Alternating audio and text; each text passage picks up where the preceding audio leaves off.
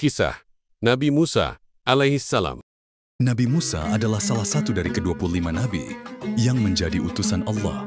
Kisah Nabi Musa ini akan menjadi cerita sejarah dalam Islam yang juga memiliki banyak makna. Sikap beliau yang selalu meminta pertolongan pada Allah harus ditiru. Nabi Musa adalah putra dari Imran bin Yashar bin Qahits bin Lawi bin Yaqub. Ia juga merupakan saudara sepupu dari Nabi Harun, sedangkan ibunya bernama Yukabat.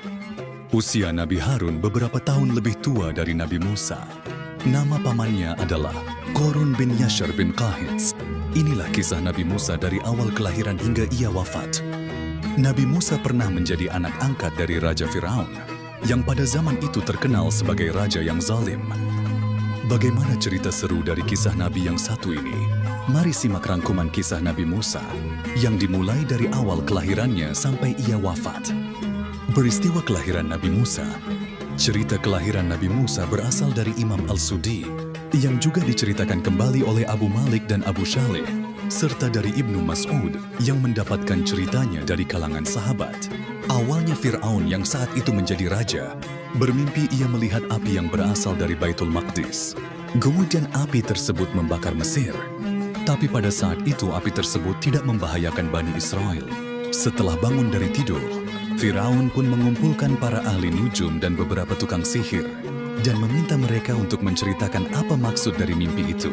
Mereka pun bercerita bahwa arti mimpinya adalah akan lahir seorang bayi laki-laki yang akan menghancurkan Mesir. Dan bayi ini berasal dari Bani Israel juga. Sejak saat itu, Fir'aun pun memerintahkan bala tentaranya untuk meniadakan setiap bayi lelaki yang lahir di Bani Israel. Ia meminta mereka untuk membunuh bayi-bayi lelaki tersebut tanpa terkecuali. Setelah itu, lahirlah Nabi Musa yang juga berasal dari kalangan Bani Israel. Musa menjadi anak angkat Fir'aun. Setelah Musa lahir, sebagai seorang ibu tentu ia khawatir dan gelisah. Ia juga takut para bala tentara tersebut akan membunuh anak lelakinya jika Fir'aun mengetahui perihal putranya yang baru saja lahir. Allah Subhanahu wa Ta'ala pun akhirnya memberi ibunya Nabi Musa sebuah ilham untuk menghanyutkan Musa ke sungai. Tapi Allah berjanji akan memberikan kembali Musa pada ibunya suatu hari nanti. Muara sungai tempat Musa dihanyutkan ternyata sampai di istana Raja Fir'aun. Setelah itu Musa pun ditemukan oleh istri Fir'aun. Istri Fir'aun itu bernama Asiyah binti Muzahim bin Ubaid bin Al-Rayyan bin Al-Walid. Setelah menemukan bayi laki-laki itu, akhirnya Asiyah pun mengasuhnya dengan memberi Musa ASI dari perempuan yang juga sedang menyusui saat itu. Namun, muncul keanehan saat Musa akan diberi ASI oleh para ibu yang sedang menyusui. Musa tidak mau menyusu pada mereka, sehingga ibu kandungnya pun menawarkan diri untuk menyusuinya. Akhirnya Musa mau menyusu pada ibunya, dan hal itu menjadi bukti bahwa Allah telah mengembalikan Musa kembali pada ibu kandungnya. Musa lari ke Madian dan bertemu dengan Nabi Syuaib. Cerita kisah Nabi Musa yang berikutnya adalah mengenai pelarian Musa ke wilayah Madian. Kemudian di sana ia bertemu dengan Nabi Syuaib. Sejak kelahirannya, Musa menjadi anak angkat dari Fir'aun dengan Asiyah selama beberapa tahun hingga ia beranjak remaja. Pada suatu ketika, Musa mendapati dua orang yang sedang berkelahi. Saat ia berjalan-jalan di kota, orang pertama berasal dari pasukan Fir'aun dan orang kedua berasal dari Bani Israel. Setelah itu, ia pun membantu orang yang berasal dari Bani Israel dan memukul orang dari pasukan Fir'aun sampai orang itu meninggal di tempat. Musa takut Fir'aun akan memarahinya karena salah satu dari pasukannya mati di tangannya. Ia pun melarikan diri ke kota Madian. Dan di tengah perjalanannya ia bertemu dengan kelompok orang yang berebutan untuk mengambil minum di sumur yang akan diberikan pada hewan ternaknya. Musa pun membantu mereka untuk memberi minum pada hewan-hewan ternaknya. Setelah itu, ia pun mengantarkan mereka pulang ke rumah. Dan ternyata mereka adalah putri dari Nabi Syuaib. Musa pun menceritakan pelariannya pada Nabi Syuaib. Dan salah satu Nabi Allah tersebut meminta Musa untuk membantu menggembalakan hewan ternak yang ia punya. Musa pun menerima permintaan tersebut. Lanjutan kisah gembala hewan ternak. Pada saat itu, Nabi Syuaib berkata pada Musa bahwa jika ia berhasil menggembala ternak selama 8 tahun lamanya, maka Musa diberi pilihan untuk menikahi salah satu putrinya. Tapi jika Musa berhasil menggembala sampai 10 tahun lamanya, ia diizinkan untuk memilih salah satu putrinya untuk dijadikan istri atau bahkan keduanya. Seiring dengan berjalannya waktu, kisah Nabi Musa berikutnya berlanjut ke waktu menggembala ternak Nabi Syuaib. Sampai 10 tahun lamanya, Musa pun tiba-tiba ingat dengan kekejaman Fir'aun dan bala tentaranya yang terus-menerus menindas Bani Israel. Musa pun menyampaikan keinginan pada Nabi Syuaib untuk kembali ke tempat asalnya dengan tujuan menyelamatkan kaumnya dari penindasan yang dilakukan oleh Fir'aun. Nabi Syuaib pun memberi izin sehingga Musa kembali ke kota asalnya, yaitu Mesir. Musa menerima wahyu pertama di Bukit Tursina. Saat itu Musa sudah menikah dengan anak dari Nabi Syuaib yang bernama Syafura. Mereka berdua pun menuju ke negara Mesir. Ketika mereka tiba di sebuah bukit saat malam tiba, ia melihat sebuah cahaya dan Musa mendekati asal sinar tersebut. Setibanya di sana terdengar sebuah suara yang menuju ke arah Musa. Wahyu yang ia terima saat itu kurang lebih begini. Musa, kamu sedang berada di sebuah lembah suci. Lepaskan terompah yang kamu kenakan dan kamu menjadi rasul utusanku. Aku adalah Allah, maka jalankan perintahku. Karena tiada Tuhan selain aku, dirikanlah salat dan menyembah hanya padaku. Nabi Harun pun dimintai tolong oleh Nabi Musa untuk menemaninya berdakwah. Setelah ia menerima wahyunya, ia berencana akan meminta Nabi Harun berdakwah pada Fir'aun. Tetapi ia mengalami kecacatan yang disebabkan oleh memakan bara api diminta oleh Fir'aun saat ia kecil. Hal ini membuat cara bicaranya tidak mudah dipahami sebagaimana manusia biasanya. Dakwah Nabi Musa kepada Fir'aun. Nabi Musa akhirnya melanjutkan perjalanannya menuju Mesir setelah menerima wahyu. Setelah sampai di sana, ia menemui ibu kandung dan juga Nabi Harun, lalu mengajak Nabi Harun untuk berdakwah. Ia pun berkata bahwa ia sudah menjadi utusan dan Rasul Allah yang akan mengajak Fir'aun untuk ikut menyembahnya. Tapi tentu saja Fir'aun menolak dan ia meminta bukti bahwa Nabi Musa memang utusan Allah dengan cara menunjukkan mukjizatnya. Tapi Fir'aun menyuruh para tukang sihir untuk melemparkan tali, yang dimana tali-tali itu berubah menjadi ular. Allah Subhanahu wa Ta'ala pun mewahyukan kembali Nabi Musa untuk melemparkan tongkatnya. Setelah itu, tongkatnya berubah menjadi ular-ular yang besar, yang pada akhirnya memakan semua ular si tukang sihir. Firaun sangat marah melihatnya, dan ia menyebut bahwa Nabi Musa hanyalah seorang tukang sihir. Ia pun meminta mukjizat yang lainnya. Nabi Musa pun memasukkan tangannya ke dalam saku, lalu mengeluarkannya lagi. Saat dikeluarkan, dari tangannya itu muncul cahaya yang sangat menyilaukan bagi Firaun dan pasukannya, hingga Firaun meminta Nabi Musa untuk memasukkan lagi tangannya ke dalam saku. Tapi hal itu juga tetap membuat Firaun tidak percaya bahwa Nabi Musa dan Nabi Harun adalah Nabi dan Rasulnya Allah. Nabi Musa membelah lautan. Setelah Nabi Musa dan Nabi Harun berdakwah di hadapan Firaun, dan Firaun menolaknya, Firaun tentu saja semakin marah. Ia pun memerintahkan bala tentaranya untuk membunuh Nabi Musa. Tak hanya Nabi Musa saja, tapi para pengikutnya juga diperintah untuk dibunuh. Mengetahui hal itu, Nabi Musa dan orang-orang yang menjadi pengikutnya melarikan diri ke Laut Merah. Saat itu Nabi Musa bingung dengan situasi yang serba menegangkan karena pasukan Firaun berada di belakang mereka sedang mengejar ia dan pengikutnya. Pada sebuah laut yang membentang sangat luas, pasukan Firaun menghalangi jalan Nabi Musa dan pengikutnya. Allah kembali memberikan wahyunya kepada Nabi Musa dengan meminta Nabi Musa memukulkan tongkatnya ke arah laut. Kemudian laut pun terbelah menjadi dua secara otomatis dan Nabi Musa memiliki jalan untuk menyeberangi lautan. Setelah Nabi Musa berada di seberang lautan, pasukan Firaun masih berada di tengah lautan.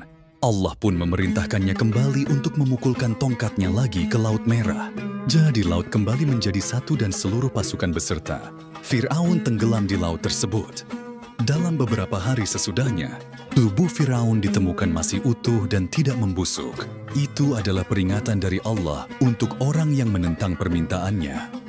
Kisah Nabi Musa selanjutnya muncul dari sebuah peristiwa pengujian kesabaran. Setelah mendapat wahyu lagi dari Allah, Nabi Musa pun berjalan menuju ke arah laut dan ditemani oleh sahabatnya yang bernama Yusha bin Nun. Ia pun memerintahkan sahabatnya itu untuk membawa ikan yang ada di dalam wadah. Jika ikan itu loncat ke air laut, ia harus memberitahu Nabi Musa, karena tempat itulah yang menjadi tempatnya hambanya Allah.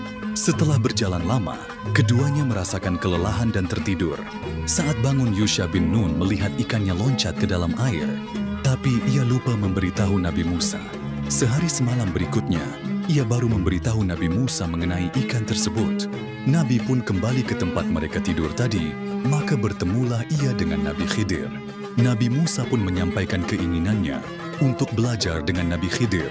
Nabi Musa, Nabi Khidir, dan Yusha pun berjalan menuju laut dan menaiki perahu.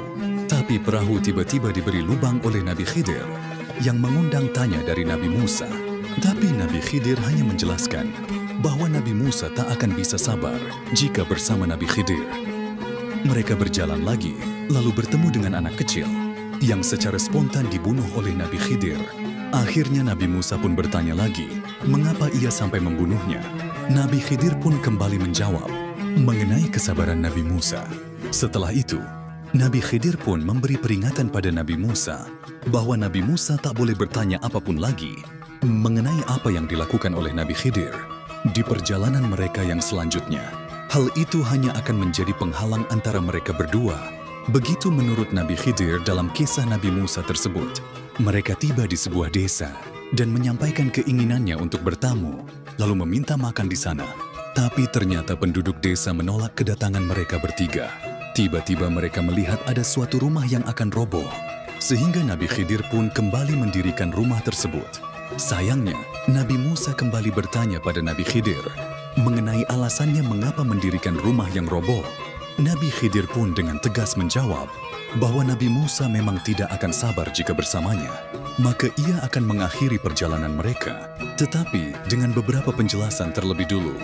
Alasan Nabi Khidir menguji kesabaran Nabi Musa. Hikmah dari kisah Nabi Musa bisa dilihat dari beberapa alasan Nabi Khidir yang menguji kesabaran Nabi Musa berikut ini. Alasan Nabi Khidir menenggelamkan perahu. Hal itu disebabkan oleh akan adanya seorang penguasa yang kejam yang akan mengambil perahunya secara paksa. Jika perahunya dilubangi, maka penguasa itu tidak akan bisa mengambil perahunya. Alasan Nabi Khidir membunuh anak kecil. Alasannya adalah orang tua si anak kecil adalah seorang mukmin yang terbilang taat. Nabi Khidir khawatir setelah anaknya dewasa, ia akan menjerumuskan orang tuanya pada kekufuran dan keingkaran. Jadi sebelum itu terjadi, ia membunuhnya terlebih dulu dan berdoa kepada Allah Subhanahu wa Ta'ala orang tuanya akan diberi pengganti, yaitu anak yang saleh dan lebih baik. Alasan Nabi Khidir mendirikan tembok roboh. Rumah tersebut adalah milik anak yatim dan di bawah temboknya terdapat harta peninggalan dari orang tuanya. Orang tuanya adalah orang yang saleh, sehingga setelah dewasa, hartanya akan digunakan oleh anak-anaknya dengan rahmat Allah. Nabi Musa wafat. Nabi Musa selalu berusaha mengajak umatnya untuk berada di jalan yang benar. Hancur jugalah musuh-musuh Nabi Musa, seperti Haman, kaum Kanaan, Fir'aun, dan Korun. Nabi Musa pun meninggal di usia 120 tahun di sebuah padang tie. Ambillah hikmah yang besar dari kisah dan riwayat dari Nabi Musa ini. Allah memberi banyak cerita seluruh Nabi dan juga Bani Israel di dalam Al-Quran. Hal itu juga menjadi hikmah bagi kita umatnya untuk meneladani seluruh perjuangan yang dilakukan oleh Nabi Musa dan Nabi serta Rasul lainnya. Kemudian menjaga diri kita dari azab yang pernah menimpa para Nabi tersebut. Keteladanan Nabi Musa dari cerita kisah Nabi Musa lengkap yang sudah dijabarkan di atas. Kita harus bisa meneladani sifat baik yang beliau miliki. Beberapa sikap dan keteladanan dari Nabi Musa diantaranya yaitu seorang yang pemberani dalam menyampaikan kebenaran.